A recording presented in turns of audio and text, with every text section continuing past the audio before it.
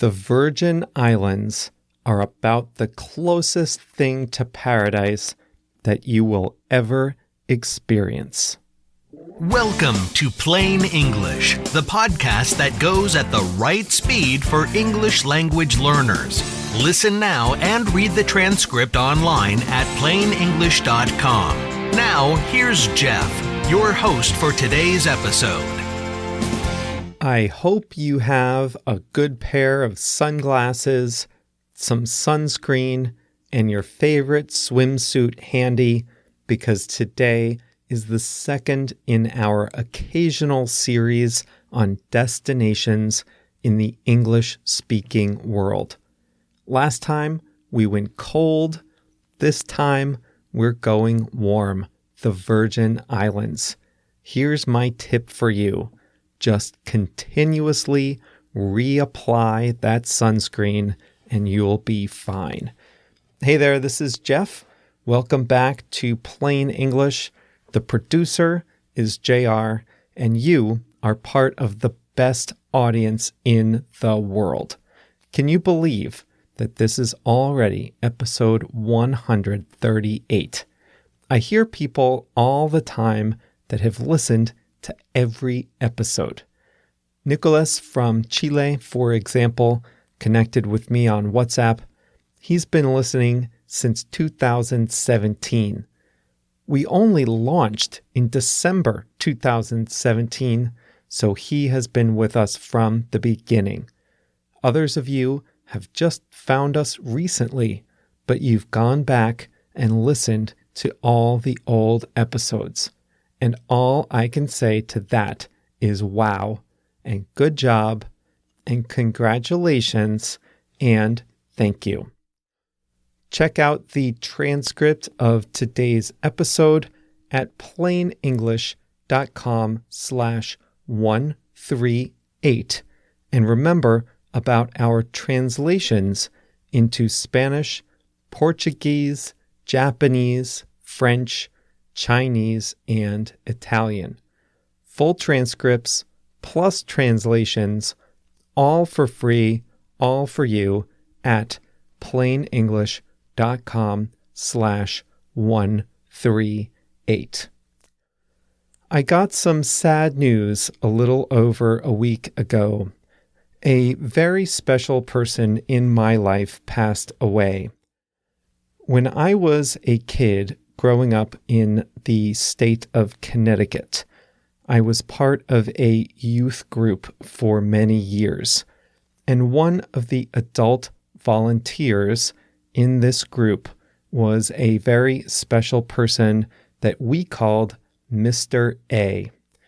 He was dedicated to our group and was a mentor to so many of us.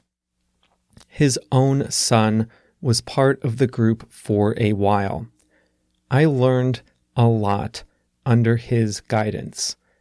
This is how I learned to start a campfire, to pitch a tent, to fire a rifle safely, to go skiing, both downhill and cross-country, how to canoe and kayak, and also how to sail and to scuba dive. That's because every 4 years, as part of this group, we would go together to the U.S. and British Virgin Islands. We would raise money years ahead of time to be able to go on this trip.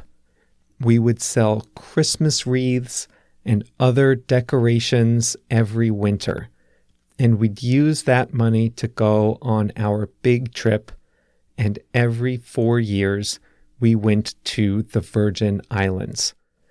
We'd go camping for 1 week and then charter a boat and go sailing for the second week. Mr. A was the captain of the ship, along with some other adult volunteers in our town. I wound up going down with him and a group of friends from my hometown 3 times. 3 times to the Virgin Islands, always the same: camping for a week, sailing for a week. The Virgin Islands are a very special place for me, so in honor of Mr. A, let's make this episode about the place he introduced us to, the Virgin Islands. First thing to know, the Virgin Islands are parts of two countries. The U.S. Virgin Islands are the big ones: St. Thomas, St. John, and St. Croix. The U.S. Virgin Islands are a territory of the United States. Then there are the British Virgin Islands. There are actually over 50 islands, 15 of which are inhabited. The big ones are called Tortola, Virgin Gorda, Anegada, and Joost van Dyke. The British Virgin Islands are an overseas territory of the United Kingdom. So let me tell you about the U.S. Virgin Islands first and the British Virgin Islands, or BVI, second. St. Thomas is the most populous island. If you've only been to one place in the VI, it's probably St. Thomas. That's where most of the planes land and where the cruise ships stop. There's a nice town called Charlotte-Amalie with ports and some shopping.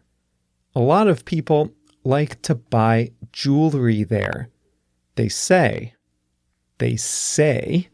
that diamonds are a good deal there. I don't know. There are also some great hotels and resorts on St. Thomas, but I think the best part of the U.S. Virgin Islands is St. John. St. John is the smallest of the 3 U.S. Virgin Islands, and 60% of its land area is a national park. Most people get there by taking a ferry from Charlotte-Amalie into the main town in St. John called Cruz Bay. Cruz Bay is a little town. Right by the ferry, there are some shops, restaurants, grocery stores, laundromats, and tour operators. But the best things to do on St. John are out of town. And to get out of town, most people either rent a motorcycle or they take a taxi. Now, in St. John, they don't have just ordinary taxis. They have pickup trucks with 2 inward-facing benches in the back and a canopy over the top. The U.S. VI might be part of the United States, but the seatbelt laws don't apply. And that's probably a good thing since you get great views. The Virgin Islands are volcanic. That means that they have beautiful beaches, but they have very steep mountainous hills that go up just beyond the shoreline. That makes for excellent views.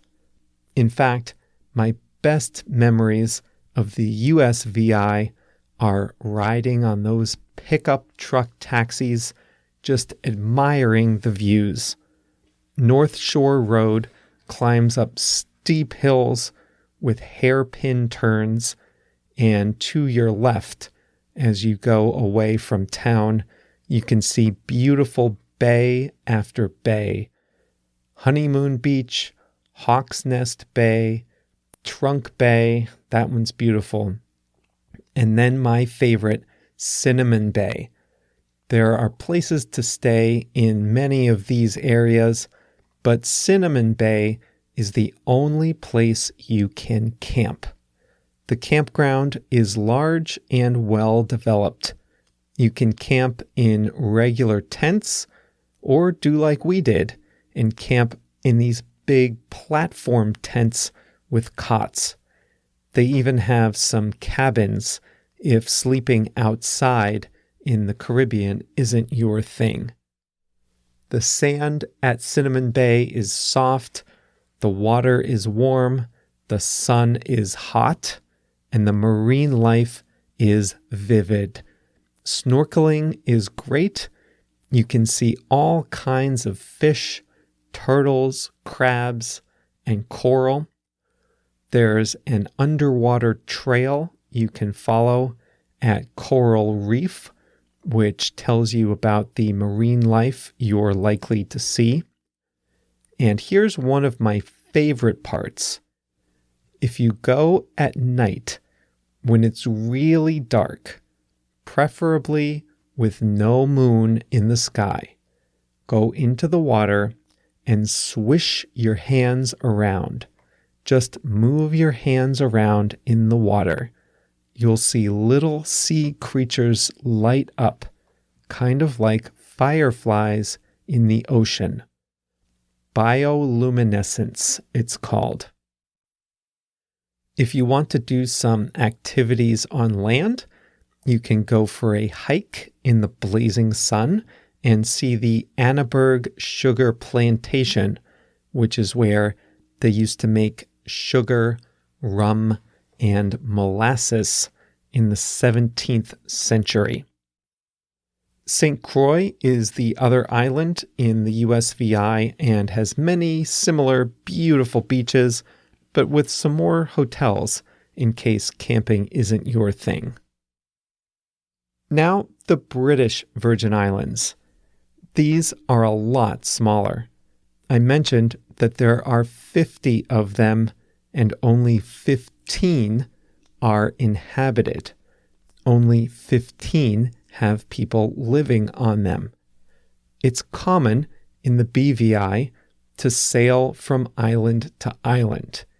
They're small and relatively close together, so you can usually sail just by sight if you know your way around, like our captain always did. What a lot of people do is sail in the morning for a few hours, get to a new island, and tie up the boat at a buoy. Those are the floating balls in a harbor that you can connect your boat to instead of dropping an anchor. Once you get there, you can enjoy the island. At Virgin Gorda, there's an area called the Baths. What it is huge boulders, enormous rocks, some of them the size of a 5-story building, just scattered around. You can actually climb around them, under them, whatever, and underneath is a tidal pool. That means the ocean water flows in and out of the area, and it's sandy on the bottom. So it's kind of like being in a cave with clean ocean water on the bottom. It's one of the big tourist attractions in the British Virgin Islands. Another big island is called Joost van Dyke.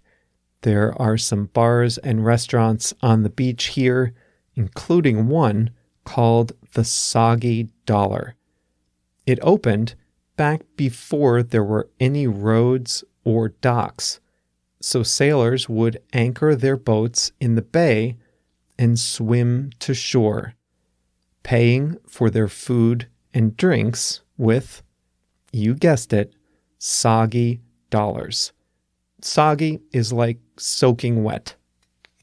Joost van Dyke is also famous for having a New Year's party. Speaking of parties, there was a famous bar called the Willie T. It was on a retrofitted sailboat anchored off a place called Norman Island. They built it up with 2 levels, and it was common to jump off the top level into the ocean and then climb back up on board. The Willie T was wiped out in a hurricane and it was forced to relocate, so it's going to be anchored off Peter Island in the future. There are lots of other little quiet islands to visit. One beautiful one is called Sandy Key. I remember thinking that this was the most beautiful island of them all, this tiny little one. You could walk around the whole thing in about 15 minutes. It's common to drop anchor just a little bit offshore and swim into the beaches. Just total perfection. Sandy Key. Great memories. I'll tell you, I love the sun, but my favorite time down there is the sunset. The sunsets are just beautiful, especially when you're anchored in a bay. You just see these huge, mountainous green islands all around, the blue water, orange and purple sky, and a nice cool breeze sets in to take the edge off the hot weather. Oh, and here's the other thing I loved. The pelicans. I could watch those guys all day. These big birds just circle around and around and around, high up above the water, not really flapping their wings. I'm not sure how they stay up and moving. And then they see a fish way down, and they dive into the water with a huge splash. They just fall out of the air and splash into the water, grab their fish, and fly back up again. I haven't thought about that in a long time, but that's one of my favorite parts of sunset at the islands, watching the pelicans hunt for their dinner. Now it's time to say hi to a few listeners. Angela from Brazil has some good advice. She says you should practice English by doing whatever you like doing in your normal life, but try to do it in English. For her, it's following the news, and that's why she likes listening to us. Great advice, Angela. Another listener connected with me on WhatsApp. Now, I'm too much of a gentleman to say her age, but Margarita from Peru is one of our more seasoned listeners, one of our more experienced listeners, shall we say. And I just love that we have people from across the age spectrum listening. And it just goes to show you that learning never has to stop. Thanks, Margarita, for your note and for being with us. You are an inspiration. If you would like to connect with me on WhatsApp, just send a message to +1 312 967 8757, and I will add you to our list. It's not a WhatsApp group exactly, but I do send out messages to my contacts on there occasionally. The number, once more, is +1 312 967 8757. Today's episode is going really long, one of our longest ever, so I'll be quick with the expression, to take the edge off. That's today's expression. At sunset in the islands, a nice cool breeze takes the edge off the hot weather. That means it makes it less intense. Now, I love the islands, but the sun is intense. You need to like the warm weather if you go there. After a long day of soaking up vitamin D, jumping in and out of the ocean, it's nice to just rinse off, put on some dry clothes, and sit topside on the boat and enjoy the breeze. The breeze takes the edge off the hot weather. At sunset, it makes the hot weather less intense. Nice and refreshing. You can take the edge off a long day at work by getting a beer or glass of wine afterward. If your day was intense, lots of pressure, deadlines, people yelling at you, you just want something to take the edge off, so you get a drink after work and relax. It doesn't have to be alcohol either. Sometimes a nice cup of green tea can take the edge off a long day. Or for you, it might be putting on some relaxing music. Anything to lower the intensity of the day. Anything to take the edge off. We were talking about being in the islands, and some people feel a little queasy, just a little sick when they're on a ferry or a boat. They get motion sickness, or seasick, we sometimes say. And if that happens to you, you might take a drug called Dramamine to take some of the edge off your seasickness. Taking a Dramamine pill doesn't make you all better, but it lowers the intensity of your symptoms. It takes some of the edge off. That's all for today. I hope you got into the spirit of the islands on today's episode. One thing I forgot until just now is Ting. Ting grapefruit soda. And it comes in these small little green bottles. It's an island delicacy, and a few of us from the old islands trips toasted our departed friend Mr. A with a sip of Ting at his funeral. It was only fitting. Someone checked about 10 stores and finally found a place that sells it in Connecticut. If you're looking for tips on making the island destination the trip of a lifetime, just hit me up and I'll give you my best ideas. My email address is Jeff, Jeff, @plainenglish.com. And remember, you can also connect with us on WhatsApp by sending a message to +1 312 967 8757. Thanks again for being part of the best audience in the world, and we will be back here on Thursday for another exciting episode of Plain English. I can't wait. See you then.